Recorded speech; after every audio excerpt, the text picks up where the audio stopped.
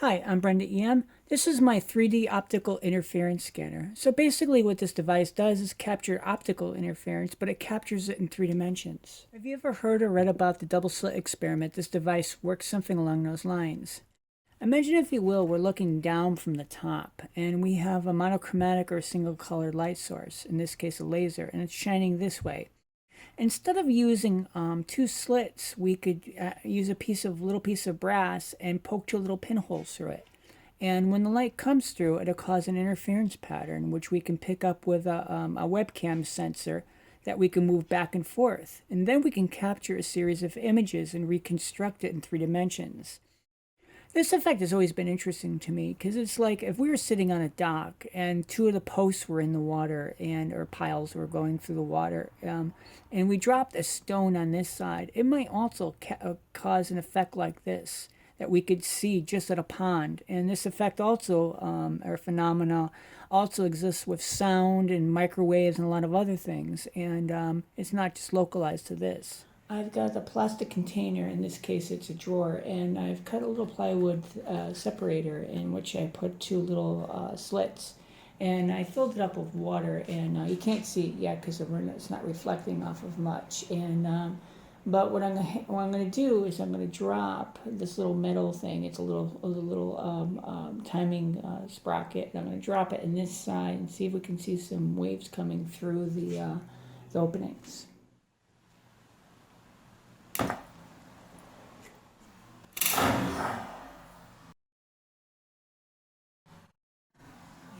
If we have a positive wave and they're both in phase, if they're both positive waves or negative waves, it doesn't matter. They'll add together and form a wave that's twice as strong. But if the waves are out of phase, and this is positive and this is negative, then the waves will cancel them out. And I find that very interesting with light, because if you add light and light together, you would think it'd be twice as bright, but sometimes it's dark.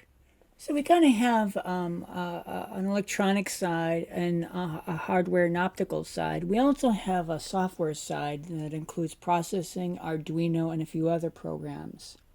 Electronic side, on top of the scrap of plywood, I've got a breadboard mounted. On the breadboard, I've got an Arduino Nano compatible and a Polulu A4988 stepper driver. Off camera, I've got a power supply, and I have a stiffening capacitor here to smooth it out. And because the power supply is a little too much for this, I've got 2 diodes to cause a voltage drop over here. I also have a small decoupling capacitor over here for the Polulu driver, and underneath here I've got a pull down or pull up resistor, in this case, for the Hall effect sensor, which is mounted over here. On top of the assembly, I have the little thing I call a sled, and this is a 3D printed part, and it holds an LED laser, in this case, which has no lens. You can see the laser going. And you might be able to pick out the edges here that there's a little piece of brass that's cut in a little rectangle. Holding on is a little binder clip, which I've painted flat black so it's not shiny, and it's attached with 2 screws onto a little metal plate I glued or epoxied onto part of the mechanism. I try to form a screen relief here with some shoe glue. And so the light comes from the laser monochromatic, and it strikes and goes through the little piece of brass, causing an interference pattern to be formed on a webcam CCD, which we might be able to catch a little bit of reflection off of, as you can see here, right there. That's the cover glass for the CMOS sensor.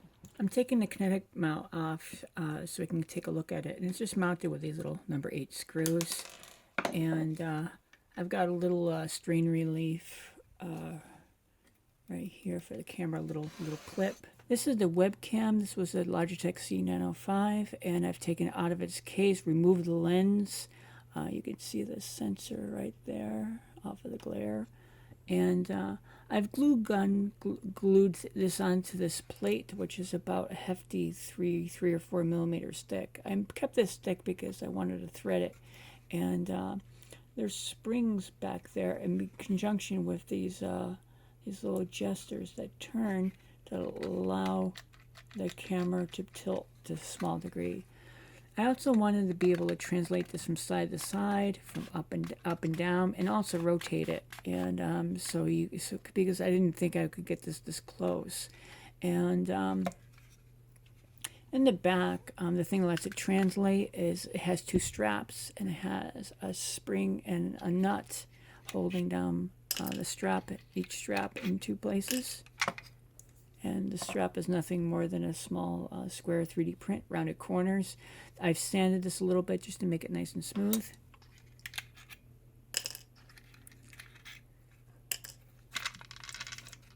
And of course these things don't come off so easy. There's the other one.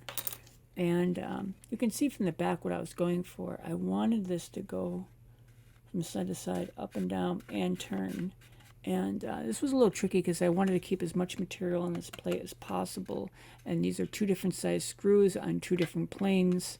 So anyhow, the PLA is pretty stiff. This is fairly stiff. This is probably, to get it this is probably 2 kilograms to get it to deflect. Actually, when it's held down, it's even more. If I hold it down like this, it's probably 2 kilograms to get it to deflect half a millimeter. It's fairly stiff, and there's probably only like 35% fill on this. And it came out okay. There's a couple little scars and stuff on the side. This is the little plate. I sanded this a little bit to keep it smooth. I might put a little bit of lubricant. I've got some plastic safe. I think it's Tech Lube or something. I might put a little bit on here just to make it smooth, to keep it from sticking, the stick-slip situation. But the problem with that is I know it's going to pick up dust, and it might affect the plastic. We'll see. The adjusters themselves are a 25 millimeter screw, and it's threaded and tapped through the adjuster, which is ABS, in such a way that it tightens up. So now you can adjust it. There's no glue or anything in this. I have 2 nylon washers to keep it working smooth. And likewise, the screw that goes through the front here, and that's also tapped out, and this is a 20 millimeter screw, is tightened in such a way that it makes this nice and perpendicular to the surface here. And that's what I wanted, because the older version of this, these were going sideways, and I had done this in metal. But this is much better and easier, although there's still no screw adjustment for it as far as translating it. About the kinetic and camera mount in place, you can see how the little sled assembly mounts. There's 2 screws that hold it on, and I'll take those out. Excuse my hands. And I managed to get some little screws that have built-in washers for this, which is kind of handy. I've taken a block of aluminum and I've tapped it out to 3 millimeter. And I've epoxied that on. I was lucky to find a couple places on here that are flat and to line it up on. You can see the rails that make up the mount. You can probably turn it a little bit manually, like so. And this isn't over-constrained in that it's held in 2 places on one side and only 1 place on the other. This is the sled assembly. It's 3D printed out of PLA, like much of the other stuff is. And I wanted it flat. And I got a couple little bosses in here to keep it, from twisting. And I've got 12 by 30 millimeter sized laser module in here. And this one's 10 milliwatts, and I don't recommend you get something that bright. I think 5 milliwatts should probably be okay. I like what the old saying goes, do not look into laser with remaining eye. If we turn on the laser, we can see that we have a lot of beam divergence because I've taken off the lens and adjuster assembly, because without a spatial filter, and the smallest piece of dust will just muddy up things. For this experiment, what I need is monochromatic light, and the fact that it's coherent is kind of second fiddle, as they say. And so the laser shines and goes through. There's a little pinhole in a piece of brass. If I shut off, you can probably see it right there and get a good look at it. and it goes through, and there's a little aperture over on this side, and if I hold my finger just right, you can probably see 2 dots on the end of my fingertip.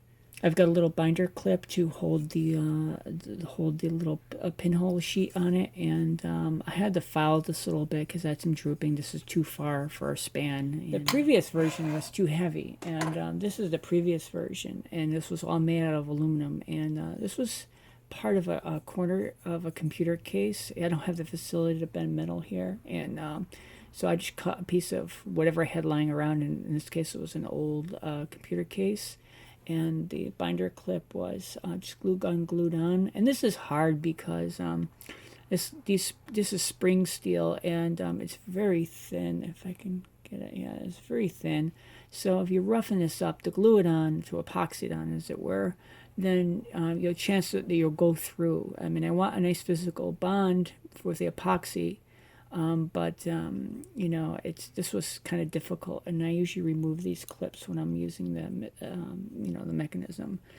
You can see I'd gone through great lengths to lighten this up. I not only drilled a bunch of lightning holes in it, I also have a 1/4-20 bolt here, which I ground the bottom off of just to make it lighter. I've got a little wave washer in there, and there's a little screw to hold the laser in. You notice I don't paint this, and if you paint it, then it makes it harder to adjust, and it throws it off anyhow. When the pinholes are done, and these are getting pretty small, I'm now averaging probably around probably about 3 to 4 thousandths of an inch on each pinhole, and I'm still using about 1.5 millimeters between the pinholes. And I tried painting them, and the problem is there's places where the paint absolutely will not stick, and the pigment in the paint is very large. The pinholes are probably 3 pigment particles across. So I have some. This is a blackening liquid for. They usually use it for guns and antiquing and stuff. So I'm going to put some of this here, and I'm trying to use just a little bit at a time. And I noticed that the other got contaminated pretty bad by its use, and I think this is kind of a consumable thing. I don't know if you can use it forever, but because I spent so long making these, and even before I get to the painting portion of this, I probably throw out 7 of these things before I even get to paint them. So if you look at this, I probably made 7, 14, I probably made 60 pinholes, and this is the best one. So I'm hoping this works out well. This side that looks a little shiny there, that's actually the side that where I punctured in, or just so there's a low spot there. It's not as bad as it actually looks, but from here it looks pretty bad, and all this is reflective. And so I'm going to drop it in the bad side first, and hopefully I'll be able to fish it out later. And how this works is pretty dramatic, and fortunately it doesn't seem to affect the stainless steel tools. And on the bottom, the surface is painted, and you can see it's darker, but there's a lot of speckle in it, where the paint just didn't seem to stick for some reason, in spite of everything I did. The smooth surface is the area that's been oxide coated, or converted, I should say. And by the way, this is how small the pinholes are now. They're really small. For reference, the hair in the picture is 0.0102 millimeter, and an inch it is apparently 4 thousandths of an inch, and it's a little bit bigger than it used to be because it's color treated and with henna, indigo, and a little bit of chamomile tea. I've got the mechanism on my workbench, and you can see by the fan it's going. And thank you to Richard. Thanks, Richard. I've got a test indicator, and I got a cheap little magnetic base for it. And this, I kind of cobbled together the fittings to try to make it work. And so right now I've got it on the end, and I'm trying to get it so it's in drag instead of pushing it around. And if I type in home, It's pretty close.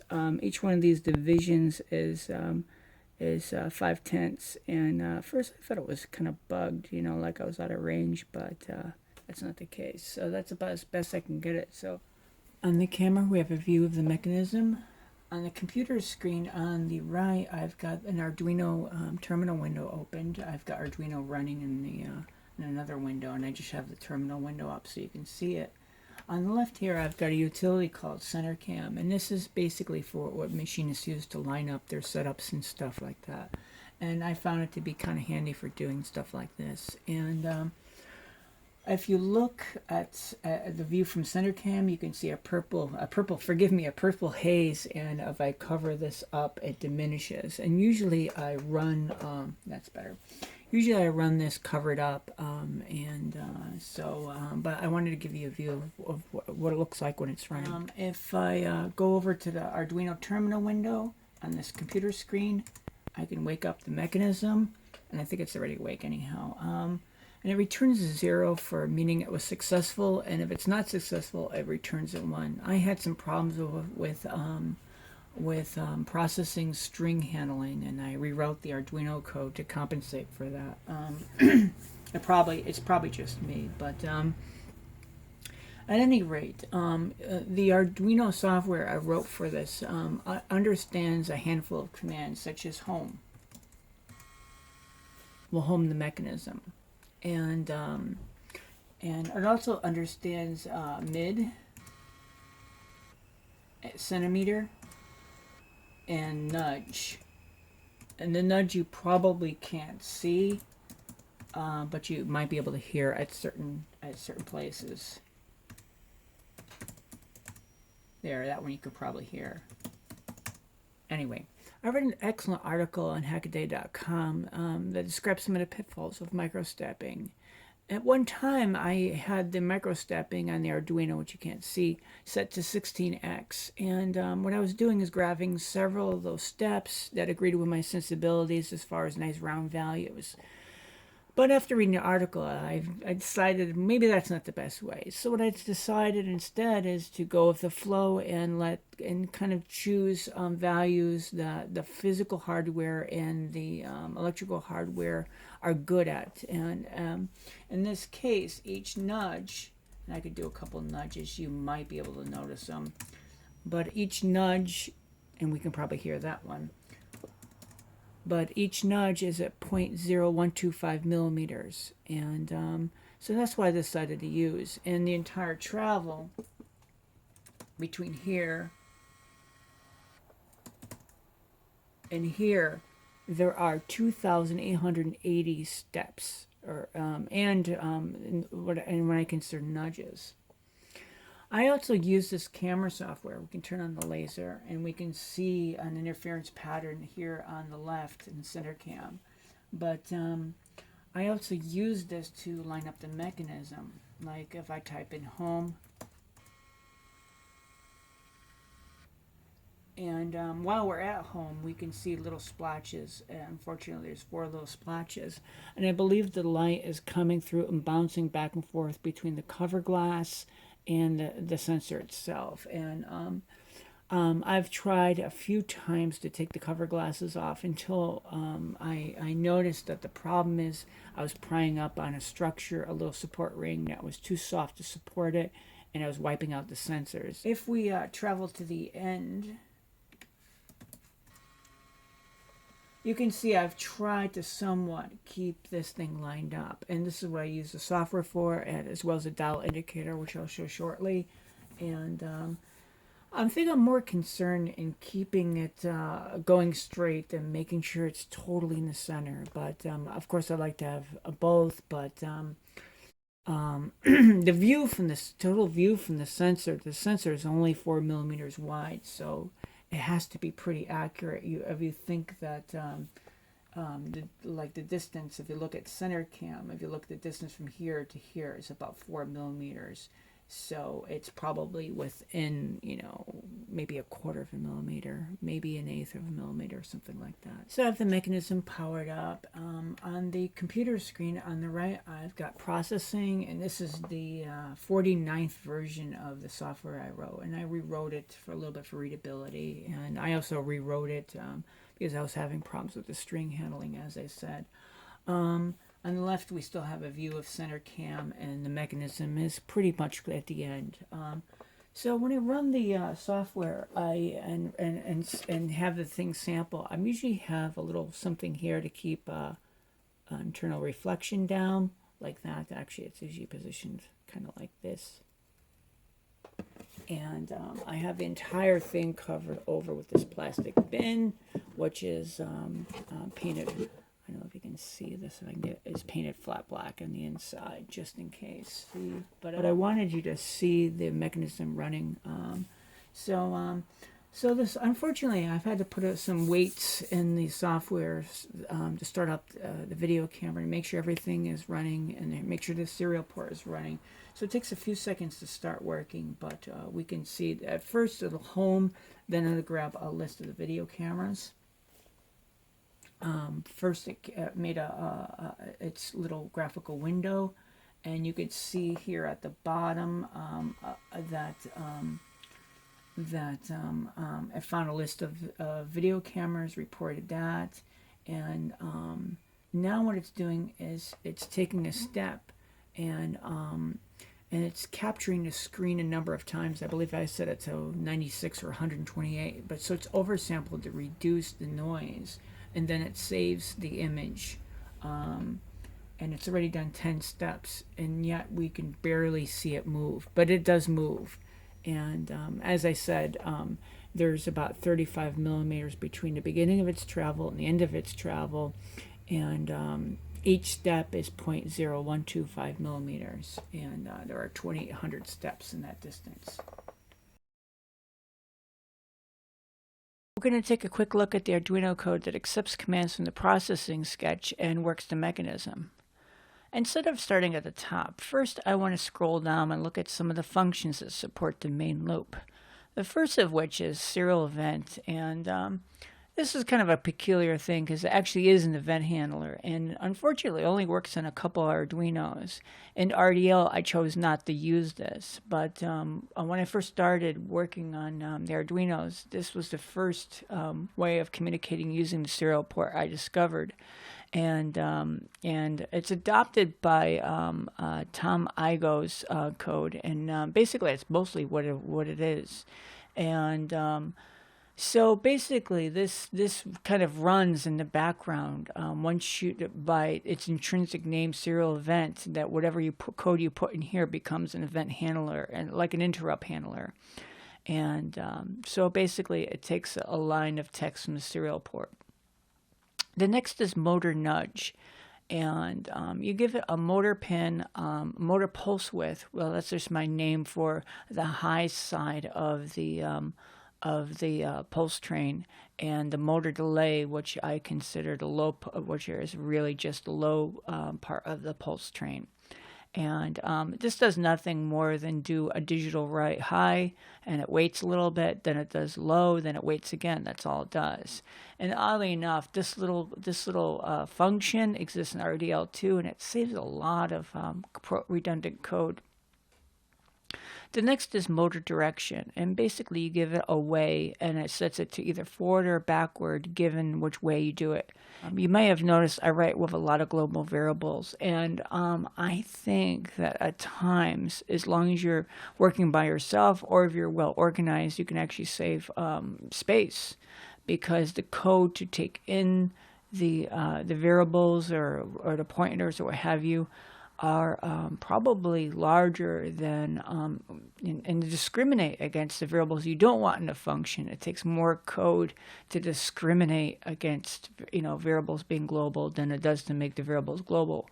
But with that said, that you either it's better suited for a single person, or when you want to write extremely small code, like in a microcontroller with limited resources, like an Arduino.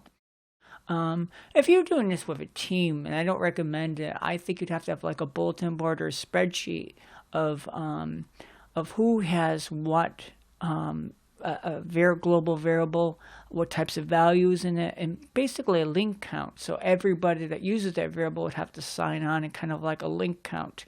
It's because if you just get rid of the variable, and then you'd find out that somebody else is using it. So these global variables are for everything, everyone. Usually, if nothing else, I make the settings globals. Moving on, back at the top. Basically, I use constants for pins, which is pretty standard. I don't usually use pin 13. I put the motor times in the top so I can play around with them. The pulse width, once again, is the high side of the pulse train, and the delay is the low side of the pulse train. And both of those are the length of those segments of the pulse train. And I also have a motor driver delay, because when you switch or initiate the driver to wake it up, put it to sleep, or change direction, there's a little latency in that, not only physical latency. So I want to have all the bases covered. I've got some general variables here, mostly for the amount of tries in this case, and a variable for Hall effect. I've got some more constants, and I tend to write in a lot of constants, because once you get in the middle of the code, then it's a lot more readable. And I try to really keep my stuff really readable, really commented, because I tend to work on a project here, then I drop it and I work on something else, given what materials I have and how much funds I have. So I'm constrained by both of those things. So to look at I want to be able to look at a program I wrote a year ago and easily tell what it does, and be able to make changes on it if I want to. If you have an Arduino A4988 driver, you're actually disabling the driver instead of enabling it. So these could seem to go either way, and it's better to do something meaningful with your variable or constant in this case, because it really just doesn't take up much memory, if anything, more than just putting a number there. Anyway, also I have more constants for pass and fail, and I have tick, nudge, and travel for variables. And I tend to use longs a lot for stuff like this, because I also work with some other equipment which has an amazing amount of steps, 50,000 steps. That's if you accidentally put that in a signed integer, it's going to overflow. So I try to watch that. Also, now we're describing the travel. So the full travel is 36 millimeters. I thought it was 35, but it's 36. So it's a number I don't remember necessarily. And the mid is the full travel divided by 2. If there's any remainder, I'm not worried about it, because I just use these constants for setup. And also, I put in mid in centimeters is 10, and fail steps is usually based off of the total travel and the microstepping. And then I describe the mechanism in these constants. So the thread per millimeter, it's 1 thread per millimeter, and those little motors, those little stepper motors on the CD slides are often 20 steps per revolution, which is not that much. So I've applied some microstepping, in this case 4. But what I do here is calculate the steps per millimeter, which is the thread per millimeter, the steps per revolution, times the microsteps. So this is good to do in constants, because otherwise I'm just plugging numbers in here. And once again, next year, I won't understand what they do. Then I've got a string object here for command, and I've got a Boolean for command done and command found. And I have an error thing. I don't think I'm using the arrow anymore. I might or might not be. Let's see. Then I set up the pins using my my pin definition constants, their outputs. And now I also set up the pin for the Hall effect sensor. And there's a little trick you can do by taking the Hall effect sensor pin and actually writing to an input. Yes, this is an input, but we're going to write a high to this, and it turns on an internal pull-up. And basically, I set up a standard serial session here, and I give it a little bit of delay. And I don't like using all these delays, but I want to make sure this stuff is going to work. And I set the motor direction to forward. Now we look at the main loop. If we look at this statement, if command done, it seems somewhat inscrutable, but if we scroll down here, we can see that we had set up this serial event handler, and this is kind of interesting. So what this thing's been doing in the background is it's been looking at the serial port, and if it finds characters, it keeps on concatenate those characters onto the command string object and trimming it. And if it hits a new line or a return, then it considers command done to be true, and it trims it as well. So this thing is running in the background. And if there's a command finisher waiting, or done in this case, then it proceeds through this if statement. And first thing I do is set command found to false. When I was writing this, I wanted to return a bad command. If you give it a bad command, I wanted to return, and I just thought this would be easier than doing a bunch of if-else things. And this is a kind of a style thing. If I wrote this again, maybe I would go for the if-else things to cut down on the memory usage. But this program is so small, then it shouldn't be a problem. Once it gets through this if statement, it starts through a block of ifs, like if command equals wake, in this case, or write to the motor sleep pin and wake it up, and do a delay. And I try to give a little delay in there just to make sure there's no, inherent latencies of the drivers. And I had an LED at one time to indicate when it's on, and I took that off because I was worried about stray light entering the CMOS sensor in this case. And after it completes each command correctly, it sends a pass variable, which in this case is 0. And if there's a fail, it sends a 1. And as I said, I had some problem with the processing string handling. I just found this to be easier. I was very frustrated. I wanted to rewrite this code to make it look a little bit better, and I just wasn't happy at the end. But I'm soldiering on. Likewise, if we put the motor to sleep, which is kind of handy because the motors whine like crazy. It's such a small motor, and the smallest voltage change coming out of the Allegro A4988 just makes the motor whistle, And so basically, there's a refresh rate inside the some kind. I'm not an expert at Allegro A4988s. But there's some kind of refresh that it does while it's pulse width modulating one part, and then turning that pulse width modulation probably into some kind of analog voltage, whether it's positive or negative, to drive the stepper drivers and the stepper motors into microstepping. Anyway. It also understands the command home, and what it does is set the motor to be reverse in this case, and it tries into it fails, and it keeps on bumping up here. What it's doing is reading the Hall effect sensor, and if it finds it, it breaks. Otherwise, it nudges the motor, and of the tries ever reaches the fail steps, and then it will send a fail or a 1 across the serial port. And once again, we do the command found equals true, and more on that later. There's a command called nudge, and what I used to do, as I said, was I would crank up the microstepping and then grab some arbitrary number of those microsteps that agreed to me. And what I did instead is I'm only using 1 step nudges in this case, because the less microstepping, the better as far as precision, not smoothness or anything else. And also, what I've read is if you crank up the microstepping, it makes the motor's torque lower at those very small microsteps, probably because it's got to fight the motor's magnets, and so it doesn't snap back.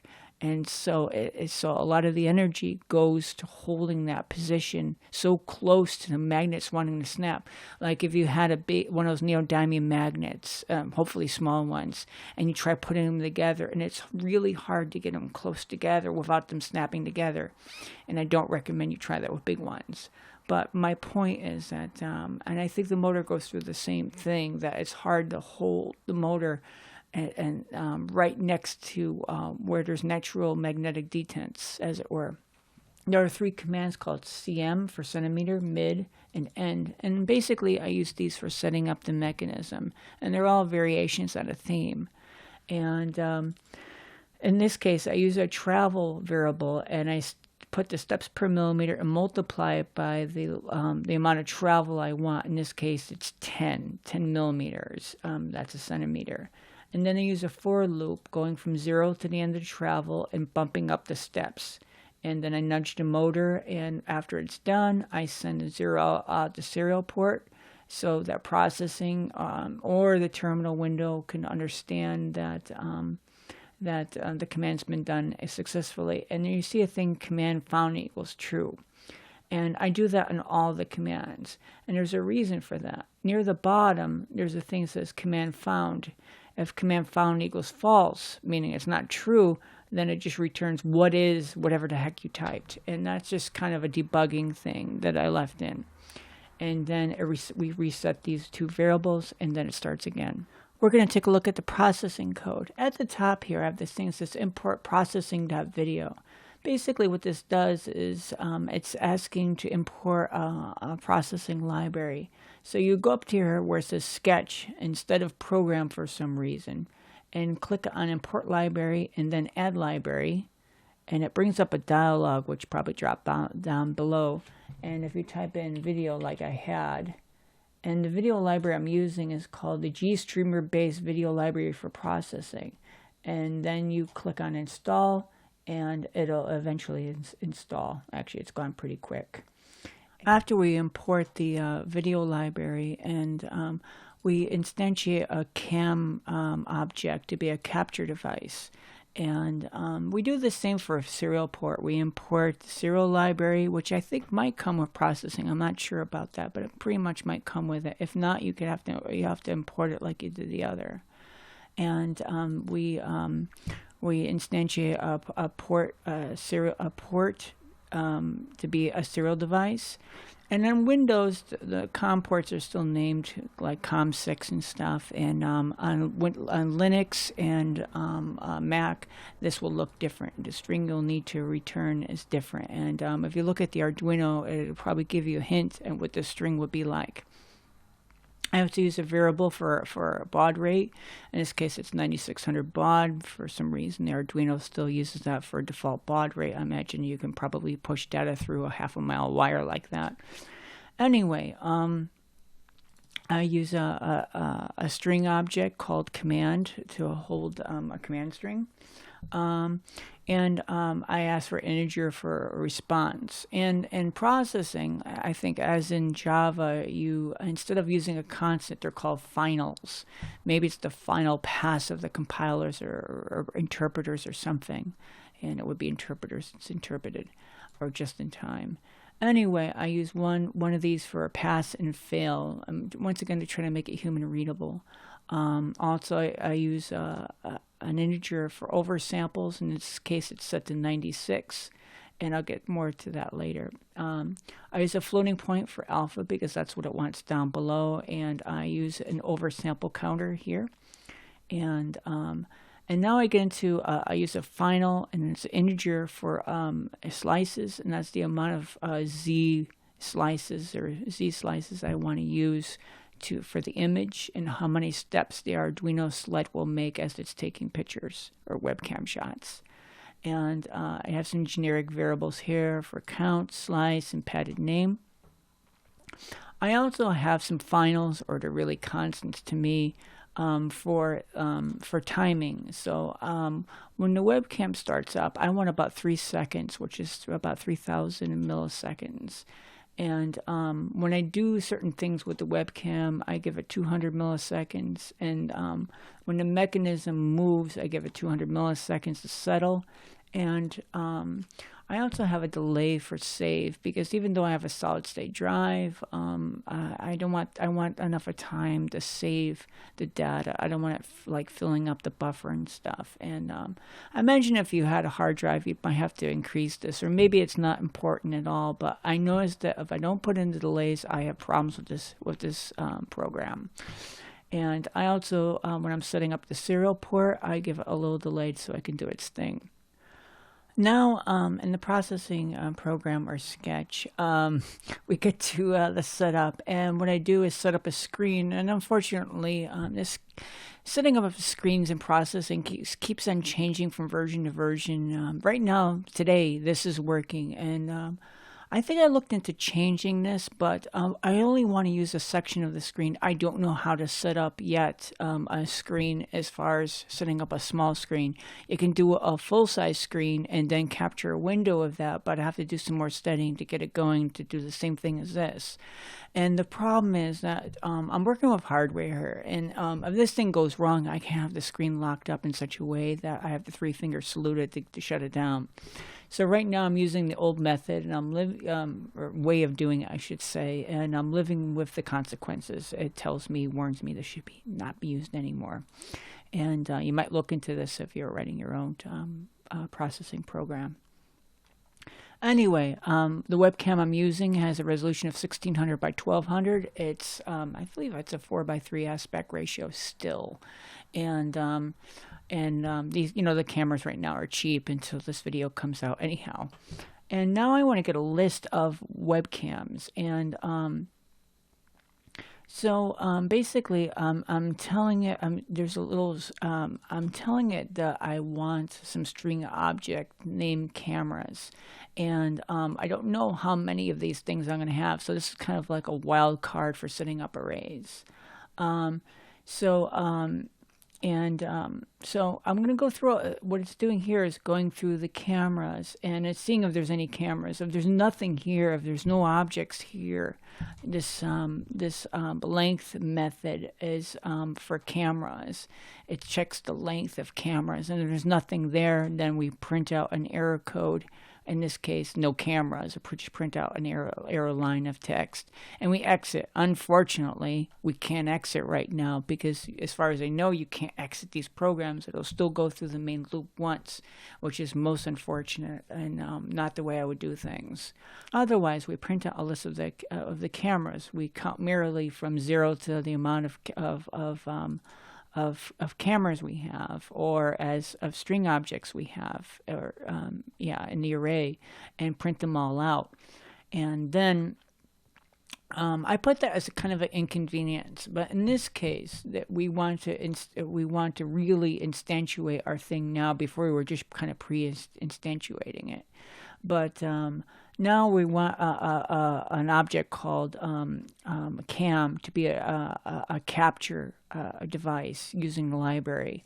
And this is a little weird, but we'll just have to go with this. And we tell it we want a 1600 by 1200. And this is actually the string that gets returned. And as you saw before, when I ran off the program to run off a couple frames, but this is actually the internal kind of name for the camera. And this sets the frames per second. And I chose the lower one, hoping that the resolution would be better.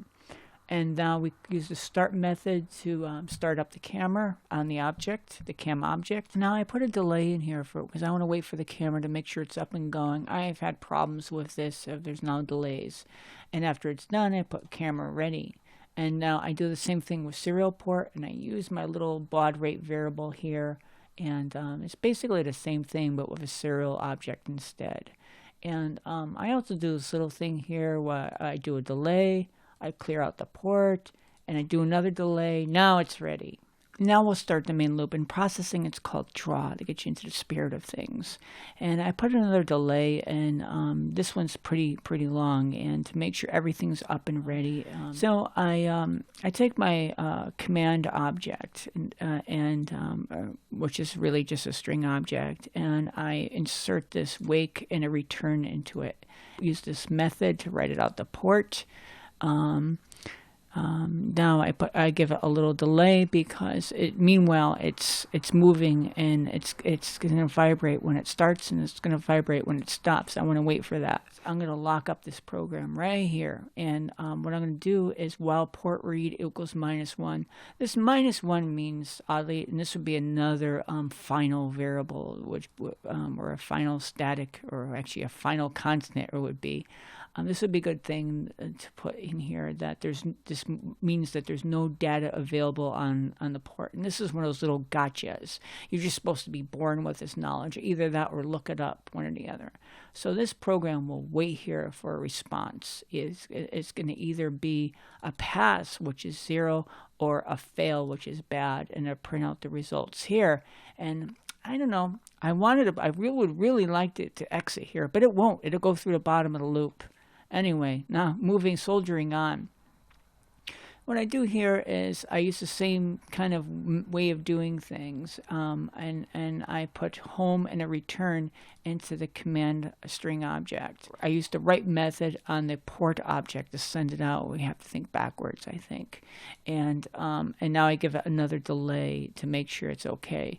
And once again, I use this thing here to see if there's, I lock up the program until it gets a response back, and to keep on going through. There's actually a loop here. You can actually, this is a style thing. It actually reads like this to me. We wait for a response, and once again, if it's pass, it's good. If else, it's bad, and we like to think it would exit, but I don't think it would. And I give one last warning that this mechanism is going to start in 5 seconds, and the program is going to run in 5 seconds, or the main part of it. And I give it another delay, in this case 5 seconds. I gotta make sure this thing times okay. Now I'm ready to capture my series of slices. So I use a for statement here to capture from 0 to number of slices, and I keep on bumping it up by 1. And the first thing I do is I change the background color to 0. This clears it out and makes it all black. And so I instituted this oversampling thing because I had a big problem with noise, and I wanted to be able to set up the laser using my eye, but it's so bright that the camera automatically chose the shortest frame possible, and that shortest frame possible has a lot of noise in it. So what did I do? We oversample it. So let's leave processing for a second. So I made a series of images, in this case from 0 to 15. So these images, I've got a little photography chart here, and each one has a number going like this, from 0 to 15. And I made a little sketch to do tests. And sometimes if there's a piece of code I don't know exactly what to do on, I'll do this. I'll take a little piece of code and make it do what I want. And I kept on doing it until I got the result I want, which is this. And in order to do this, I had to look at the frames. I had to take the first frame and put the first frame down at 100%, and the second frame at 50%, and the third frame at 33%, and the fourth frame at 25%, 20%, and so on. And that's just what I did. And you can see what the result does. I've got, you can see that I made these a bunch of artificially noisy frames, and then I merged them all together using this technique, and you can see on the right there's a lot less noise than there is on the left. By the way, I love this picture. I wish I can give some credit for it. And I believe it's some kind of like a Sopwith camel or something, or maybe a Ginny or something at the Smithsonian maybe, or some other air museum, but I just like the way the light plays on it. Anyway, I have a lot of chroma noise in here, and I don't think this is Gaussian. It might be Gaussian, it might not be. I made this in Photoshop, but this is with, and this is without. All these frames, if we go back here, all these frames you can see had a lot of noise. And this was the unnoised up version, and this was the result. And I think I lost a little contrast too. That's interesting. I lost a little contrast on the right hand side, but I got rid of a lot of noise. So we didn't need to do the same thing with processing. And so I count from 0 to number of oversamples, which is in this case 96. From 0, we count from 0 to 96, and we keep on bumping this up. So the alpha, the tint thing down here wants a floating point number, notwithstanding. So we take 255, which would be no oversampling, and we divide that by the number of oversample plus 1. This is a little complicated. But still, what we're doing is we're taking the first image and putting it at 100%, the second image at 50%, the third one 33%, the fourth one 25%, 20%. So each frame adds less and less and less. And this kind of works. At any rate, once again, we count through oversamples, and we calculate the alpha. We read the camera object. This is a method of our camera, which is read. And now we change the tint to our alpha, which we calculated up here, and then we place the image down. So it does everything inside this loop 96 or 128 times, whatever I have it set to. So it reads the camera 96 times. And it sets the alpha 96 times. It sets the tint 96 times. And it places down the image on the screen 96 times. Well, now we've got a frame. We've got a frame we could do something with. I create a padded name, which is, this is like a number format thing. I would have liked 8 characters that I could remember rather than NF. I don't think in 6 months I'm going to remember what this means. Anyway, so I give it the slice, and basically we're padding it with zeros, and yeah. And now we save out the PNG, and I use PNGs because they're likely compressed even from processing. I haven't checked that, but I assume that they're compressed. And TIFFs have a number of compressions, but a lot of those are licensed, so it's kind of a lock-in kind of thing. Maybe the patent on the LZW or what have you is maybe expired now, maybe.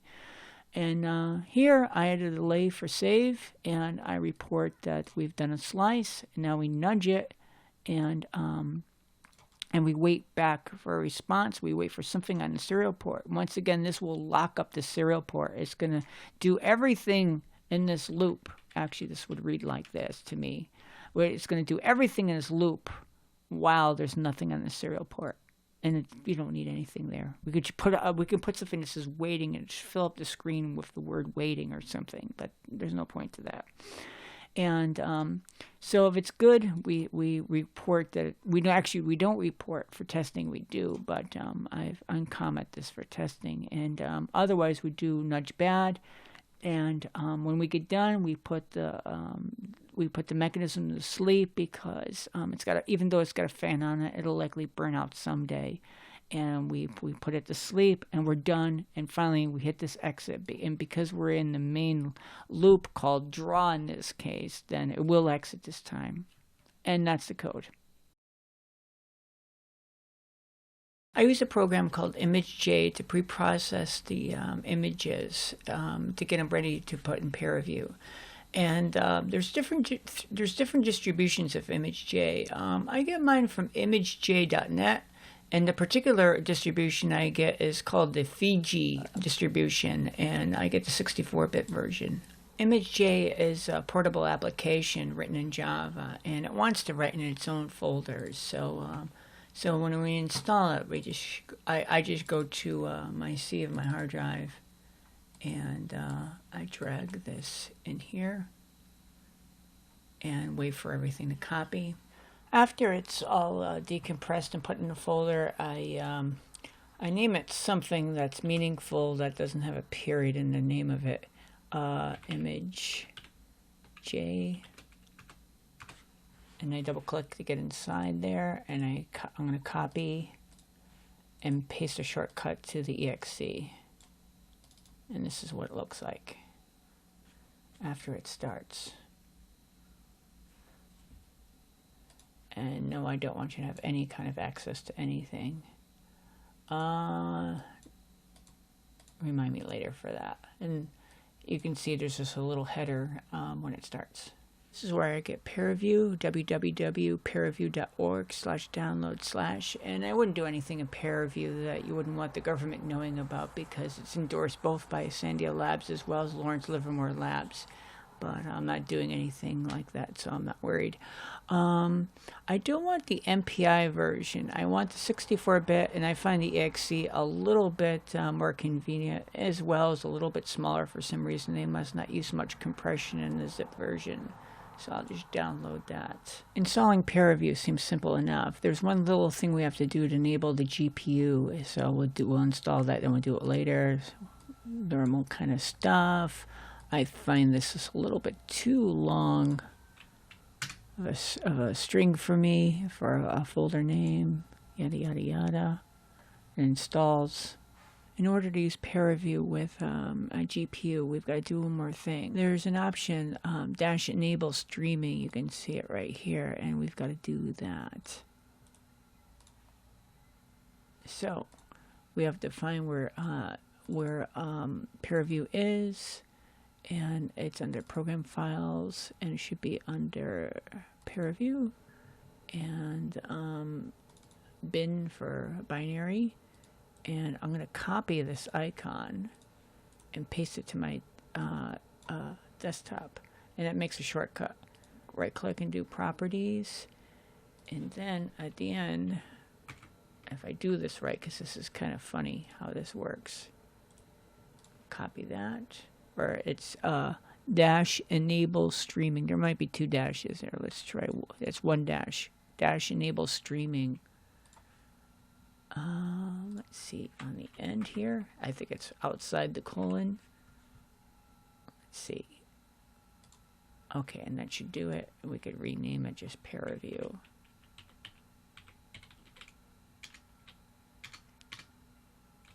I'm not going to keep it right here for now. The processing program, or sketch, saved out 2,880 images. At first glance, when we look at them, we can see that they're not very saturated. You know, we think of bright red laser light as being very red. And what I had done is I lowered the saturation in the video camera settings in order to preserve the levels of brightness. And that's what I'm really after here. I'm not interested in what color something is, because everything is the same color anyhow. So if we scroll down to the bottom here, and we look at the last image and maximize it, we can see a number of things. First of all, we can see that the center pixels are way hot, way hot. This is 255, 255, 255 more or less. If we look there, it's actually 254, 246, 245. That's just about full bright white. And so what I'm interested is this. As the area where the interference, where the interaction of these two wavefronts coming from the pinholes is. And I'm not really interested in this at all, really. But this is what I'm interested in. And we can notice a couple other things, that we can see that there's vertical lines throughout the whole image. And I think that the laser light, being monochromatic, probably interacted with the CMOS sensor's actual little pixel elements. That's what I think that's from. It could also be a cover glass effect, and the only way I'll know is if I take off the cover glass. If you look, you can see light and dark spots along this ring, and this ring is caused from a wavefront of light coming through the left pinhole. But also these dark and bright spots are also caused by a wavefront of light coming through the right-hand pinhole. And where they add together constructively, you get a bright spot. Where they add together destructively, you get a dark spot. And this is caused by interference. I use a program called ImageJ in order to pre-process the images so PeerReview can understand them. I had written the PeerReview people to ask them why PeerReview can't load a series of images when apparently it seems to indicate that it can, but I didn't get quite a clear answer. And so my machine is an aging 2600K with 16 gigabytes of RAM, and I keep the virtual memory shut off on all my machines. For most computing chores, you don't need it. And then if you have a heavy hitter application that would need it, it's not good to use it anyhow because it's just too slow. I personally don't like the way Windows uses virtual memory as soon as the computer starts up. It starts writing to your solid-state drive, which accelerates its wear. And while solid-state drives last a long time, why needlessly wear them? Anyway, JImage is started, and you just have a little ribbon here for controls. And we can open up, and what we're looking for is the first image in the series that we recorded with the processing program, our sketch. And we're going to open it. And we're greeted with a dialog that tells us how many frames we might want to open and the start and end, and whether or not we want to scale it. And there's an option to convert them to 8-bit grayscale images. And we want to choose that because we've got, if you look at the bottom here, you can see it would take up 21 gigs of memory if we didn't. So, and there's only 16 gigabytes in this machine. And once again, if we push this machine to virtual memory, if it was on, it would take 100 or 1,000 times longer than if it didn't. So, if you don't have enough of memory, it's probably better just to set your sights a little lower and convert the images like I'm doing. Scale the images you can also do at the same time.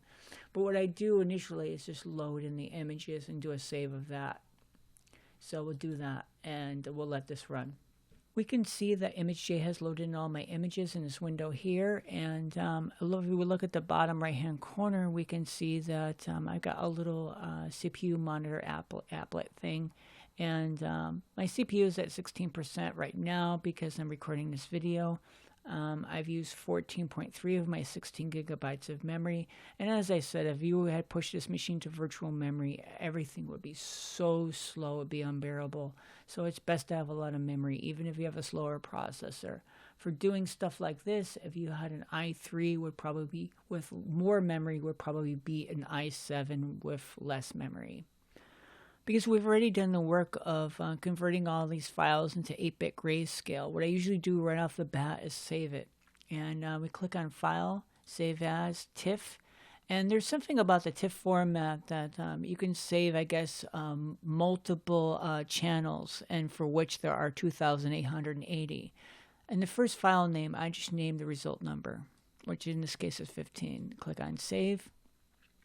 Now we're greeted with a warning that says that our stack of images is more than 4 gigabytes. And so we can just dismiss that. The file is actually about 5 gigabytes saved.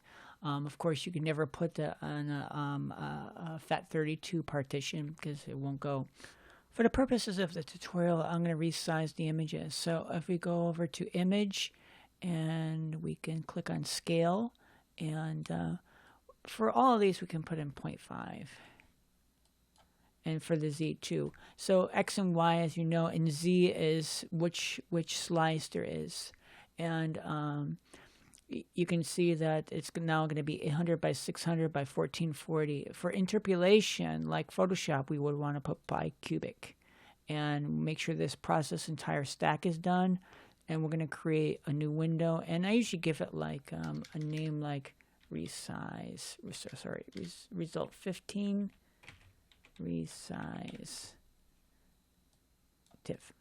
I'm clicking OK. And this will take a few minutes. Now we want to save off the resized image stack. We can click on File, Save As, once again on TIFF.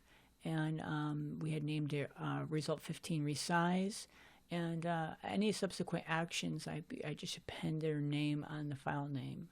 Click on Save, and it saves it off. And we can close the original file now. Before I leave ImageJ, I want to take care of one thing. If we grab the little elevator box at the end and we go all the way to the right with it, it moves us to the last image. And we can see we have these little lines here. And I don't think those are part of the experiment. I believe that, to the best of my knowledge, that those are likely from an interference pattern caused by the monochromatic light. bouncing back and forth for the edges of the sensor pixel elements. Going on that belief, I'm going to try to minimize them. So if we go over here to Process, Filters, and click on Convolve, and the convolver works the same way as a Photoshop convolve filter works. And regardless of what they have in there, what I'm going to do is put an odd number of zeros for the first line, in this case 5. So, in a convolve filter, everything has to be odd. The rows and columns have to be odd. So I'm going to copy this and paste this and paste this and paste here. I want this filter to minimize the horizontal lines and keep the vertical nature of it intact. And this will likely cost horizontal resolution, but I think I've done experiments, and I think the benefit outweighs the cost. What I want to do is remove the horizontal artifact without affecting things vertically. So in the middle line, I'm gonna change it to 1, 5, 10, 5, 1. And so both are odd. I can move this out of the way, and we can take a look at what the effect will be. And it smooths it out. It does smooth it out pretty well. And so we click on OK. And it asks us, do we want to do all 1,400 images? And yes, we do. And as you can see, it affects the elements in the center the most. We can also repeat the process with the same filter, which seems to have a different effect in making this 20 for some reason. We can see what the effect might be, and that takes care of most of the rest of it. And of course, you want to make sure this normalize is, because if these values don't add up, that's what you'll end up with. So make sure the normalize is there. I'm gonna run it again and click on yes. And then I want to save it off, save as TIFF, and I'm going to say we got result 15, resize. We're going to put actually I'm going to put conv2, because we did 2 passes of convolve, and save that. And now we're done with ImageJ. While ParaView is starting, I'll say that ParaView is an amazing program that could just do some astounding scientific visualizations. And the only thing is, it's a little cantankerous. And it's probably best to keep track of the steps that you are doing, like a kind of a log of what you're doing and how you got there, and save your work often. Let's maximize it. I'm not an expert at ParaView, but I can get some results out of it. And basically, we're looking at the bars here. We have a thing for network connections, and ParaView could actually sample data off of a huge mammoth data set that exists on a server somewhere. So that's what that's for. You have some other little palette things. This is for animation. This is for view. All this is for view. These are for like common filters over here, which are great right now. There's some little screen controls here for this individual window. And then you have a pipeline browser over here. And as you do a series of operations, they build up like a stack over here. And you have a little properties window, and then you can get some information here. So let's load in the stack of images we prepared with ImageJ. But before we do, let's take a peek at this pipeline browser. Right now there's nothing in here except for this built-in thing. But let's go over to File, Open, and we'll go to the folder where we stored the data, and we'll click on the file name, Result 15, Resize, Convolution Filter, 2 passes, click on OK. And initially, nothing happens. Well, it loads in your data, but you can't see any other change, except for in this pipeline browser, you can see that basically this is kind of the initial or root file load. And we can click on Apply. And apparently by default, what it does is give you an outline of your data, which you can see here in the this main window. And right now, you could do a volumetric representation, but before you do, I recommend you resize the data. And because we do know the size. And I might make a video of this, and I might change the aspect ratio, and so it's easier to see from the sides. But for the purposes of science, let's check this box that says use custom data spacing. I know how big the pixels are on the webcam, but because I resized the stack of images, we have to double that too. So where it says custom data spacing, I'll put in 0.0056, 0.0056, and I know how big my steps are, and those have to be twice as big too, 0.025. And you click on apply, and after a minute, it'll probably make things much smaller because by default the thing is probably thinking in meters instead of millimeters. So we can go over here where it says zoom to data, and we can see a representation of our data. And for the video, I'll probably make this shorter because it's easier to understand. Now we can have fun with this. There's a box up above that says outline. We can click that and click on volume, and it'll warn us this might take a while, and click on yes. And now we can see a volumetric representation of our data. Basically, it's probably either using particles for all this stuff, or it's doing a heterogeneization in 3 dimensions to show us this. At any rate, we can rotate the view with the mouse and zoom it with the mouse wheel, and you can see that if you look down in the ends, you can see the interference. You can actually see dark spots in there if you rotate it just right. But the effect isn't quite so profound as if you made it shorter. It's harder to see. Also, these initial values are not the best for doing this, but we can change them.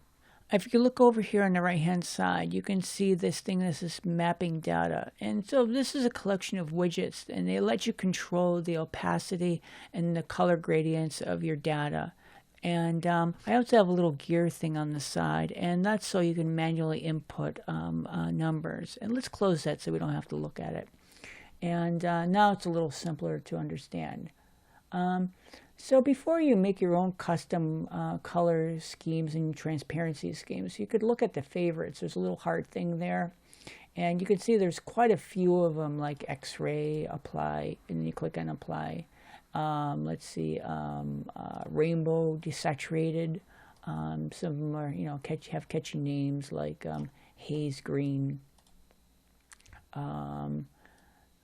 Let's see, greens, and so forth. And but for our purposes right now, let's go back to cool to warm and click on apply. And so this is the stock kind of default gradient scenario. So maybe you don't like any of those schemes. So this thing works a lot like a curve filter in Photoshop. And so these are the low-valued things. These are the high-valued things on this side. And this is the opacity map. So this thing, the more something there is, the more opaque it gets, and the redder it gets as it is. Because red's on this side. So we want the lows to be, we want the blues to be more opaque. We can click here and put a little tap in here, and we can raise this up and in such a way that we can, we can start to see stuff in our data more easily. And I don't really care about the red stuff, really. That's not what I'm after, so I can lower that and so forth. And so you can also insert a color somewhere, like suppose, say, here. You can double click here and click on a nice brilliant yellow, and something like that. And some of this gets a little fussy, like, I might want to do this, like this. And the problem comes when, like, my particular data has a very low range I'm interested in. So tweaking these gets to be hard. That's why I had this little palette open using this. And if you watch this, you can see which number's changing. It's this one right here. And you can manually input that. But we can dismiss that right now. Also, there's a thing here that says discretize. and you can uncheck that to if you want to see true color, as it were. Otherwise the gradients won't be as smooth. But sometimes you want the gradients to be chunky so you can quantify your data instead of making it look pretty. So if you get the view like you like, and this is actually kind of too low resolution to see a lot of the destructive interference in the center. We can see the positive stuff. The negative stuff is harder to see, but you can just barely see some dark diamonds in there. Notwithstanding, we could zoom out and then tilt it down and then zoom back into a place where we can do a kind of an orbital or rotisserie kind of animation. And you can go up to the menu bar and click on View and click on Animation View. And the widgets work a little strange. You would think that we already have one in there, but we haven't. There might be another. Usually this would be set to the result, but because I've been doing so many takes of this, it was set to camera. But you do need to drop down this box and click on camera. And really nothing has changed yet. Basically, I would put in your frames like I put in 360. And still nothing has changed. You haven't created kind of an animation object yet. I suspect that this can do more than one animation at a time. You could do like maybe multiple sequences. Maybe that's what it's for. But that's a little ahead of what I want to do right now. Anyway, we have our frame count in here. We selected camera. We selected orbit. I guess I do follow a path or a spline maybe. At any rate, we can click on plus to add, and it brings up this dialog. If you don't see this dialog, you probably haven't, set up an animation. So these are the orbit perimeters, and we can click on OK. And you can see now it looks different. We're ready to add another one, but now you can kind of understand what they're trying to do with the user interface. The cool thing about doing this, and I'm a little excited about that, it looks like you can do multiple sequences in one animation, which is really cool. We can preview our animation by clicking the play button above, and it should go through and give us 360 steps. And likewise, if we want to rewind it, we can click on the rewind button, or go fast forward. It doesn't matter because we're going all the way around. And if you want to render your animation, you could do File, Save Animation, and you can give it a resolution like 1920 by 1080. And you could use, for format, that's what it asks you next. We click on OK. And what kind of format? We can do an OGG file, we can do an AVI file. And because of patents, I don't believe we could do an MP4, but we can save a series of PNG images, another PNG series of images. If you do use PNG images, you should move it to a folder and contain it. Otherwise, it's going to drop thousands, or in this case, 360 images, but in my case, thousands of images in the folder. And you click OK, and then it'll do the animation. And basically, if you run off an animation, your computer will not be terribly responsive. And if you have a laptop computer, you have issues too, because it's really going to be hitting the processor, and you may or may not have heat issues. It's probably best if you have doing this on a laptop to put your laptop, prop it up just a little bit to let more air in through. I'm not a big fan of adding fans because you can actually defeat the processor fan by pulling or blowing the air through the wrong way. But if you can get it up on something meshy, and off of your lap and off of the couch and off of the bed and off of the table, then the air can make nice rounded turns to get into the laptop. And so that'll probably do it for this project.